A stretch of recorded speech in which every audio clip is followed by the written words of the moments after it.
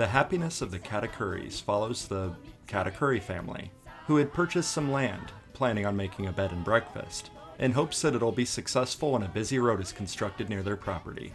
But the project is delayed, and the family is left waiting anxiously for any guests to arrive. When they finally get their first guest, he commits suicide, and they decide to save their business by hiding the body. But the land seems to be cursed because the guests keep dying. The Happiness of the Katakuris is a remake of The Quiet Family, a thrilling dark comedy from 1998 with nearly the exact same premise, but both movies go in wildly different directions. That's because Takashi Miike wanted to blend a handful of different genres together for a totally unique experience. This is a romantic, crime, musical, comedy, horror, fantasy. It's partially claymation, but, it'd be easier to describe what it isn't. It's not science fiction.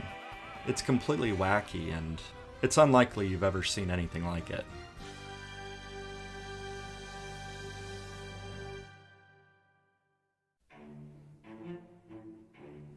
The father is a clumsy, middle-aged man who dreams of bringing his family together to enrich all of their lives.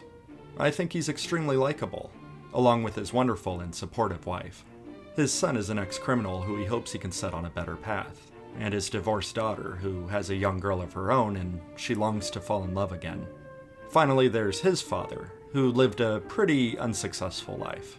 What I really like about this family is that they're all pretty frustrated and tense over the misfortune that keeps piling up, but they all still laugh and bicker and communicate as a unit, through thick and thin.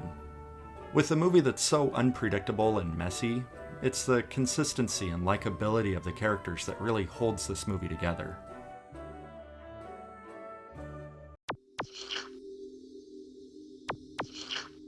So when they do finally get their first guest, they're totally overjoyed and come off a bit overbearing. But this man intends on committing suicide, and after singing a song about loneliness, he jabs himself in the neck with a makeshift knife he made out of his room key. Since it looks like murder, they dispose of him, with an excellent dramatic burial scene that is choreographed really well. It's awesome. Watching the father cope with this dark secret is pretty fun, as he starts having nightmares. And at times with this movie, since it's so outlandish, it's hard to separate what is real from what is fantasy. The rest of the family tries to act like nothing is wrong, but the bodies keep stacking up, and they keep coping through song and dance. Miike wanted them to look really awkward and scattered, so he actually limited their rehearsal time for only a few attempts. They also sometimes wrote the choreography on the spot, which works fine because the movie is already spontaneous and nonsensical. So let's take a break from the grim act of hiding corpses. The young mother falls in love with a man who claims to be a US naval officer, with the most fantastical and dreamlike meet cute. But it turns out he's a threat to the whole family, as he weasels his way into her life in a scheme to con money from her. It's already bad enough that he's finding evidence of the missing people, but the police are also searching for a missing person. But it's nothing really to fret about, because the movie throws so many wrenches into the mix that otherwise suspenseful scenes are just kind of dorky and humorous. Since the source material is so witty and exciting, it's a bit disappointing that this movie doesn't even attempt to line up its dominoes, if that's even an expression.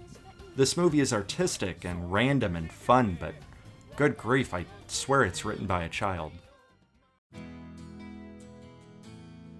The producers wanted Takashi Miike to direct this film because of his previous works, including Audition and Ichi the Killer. They thought he would be the perfect fit to remake The Quiet Family, which is a pretty exciting thriller with plenty of sinister scenes. Perfect for Miike. But he made the exact opposite.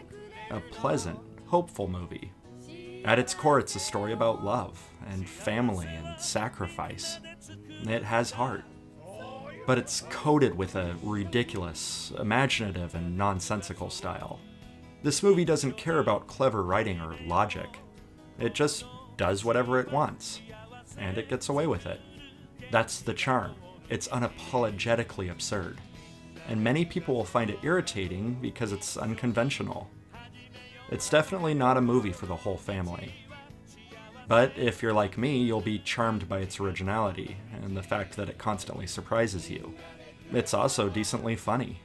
With it being a dark comedy, there's a lot of situational humor that was pulled off really well. A lot of the jokes probably won't land, but the movie keeps things moving. It's wholly unique and inspiring, an example of art that just gets weird with it. You can create anything you want, just have fun. I like it. I think it's a good movie.